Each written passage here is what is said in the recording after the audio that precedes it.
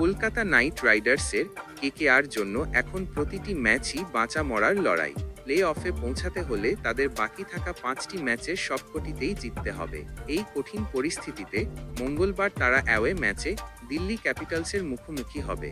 বর্তমানে লিগ টেবিলের সপ্তম স্থানে থাকা কেকেআর 9 ম্যাচে 3টি জয় ও 1টি অমীমাংসিত ম্যাচের সৌজন্যে 7 পয়েন্ট অর্জন করেছে। তাদের শেষ ম্যাচটি বৃষ্টির কারণে পাঞ্জাব কিংসের বিরুদ্ধে ভেস্তে যায়। শক্তিশালী দিল্লি ক্যাপিটালসের বিরুদ্ধে তাদের অ্যাওয়ে ম্যাচটি যে কঠিন হবে তা বলাই বাহুল্য। দিল্লি ম্যাচের আগে কেকেআর টিম ম্যানেজমেন্ট বেশ কয়েকটি বিষয় নিয়ে চিন্তিত। দুর্বল পেস আক্রমণ। কেকেআরের পেস আক্রমণ ছন্দ খুঁজে পাচ্ছে না। হর্ষিত রানা এবং বৈভব অরোরার সাথে তৃতীয় পেসার কে হবেন তা নিয়ে জল্পনা চলছে। শেষ ম্যাচে সুযোগ পাওয়া চেতন সাকারিয়া তেমন ভালো পারফর্ম করতে পারেননি। স্পিন আক্রমণের দুর্বলতা। বরুণ চক্রবর্তী ও সুনীল নারিনের মতো অভিজ্ঞ স্পিনার থাকা সত্ত্বেও তারা এখনও নিজেদের সেরাটা দিতে পারেননি। দিল্লির অরুণ জেটলি স্টেডিয়ামের স্পিন বান্ধব উইকেট বিবেচনায় নিলে এটি কেকেআরের জন্য একটি উদ্বেগের কারণ। ব্যাটিংয়ে ধারাবাহিকতার অভাব।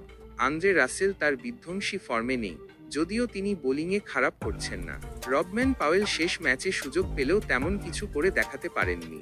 এই পরিস্থিতিতে কেকেআর টিম ম্যানেজমেন্ট কিছু কৌশলগত পরিবর্তন আনতে পারে। অতিরিক্ত স্পিনার খেলানো। দিল্লির পিচের চরিত্র বিবেচনা করে কেকেআর একজন অতিরিক্ত স্পিনারকে দলে অন্তর্ভুক্ত করতে পারে।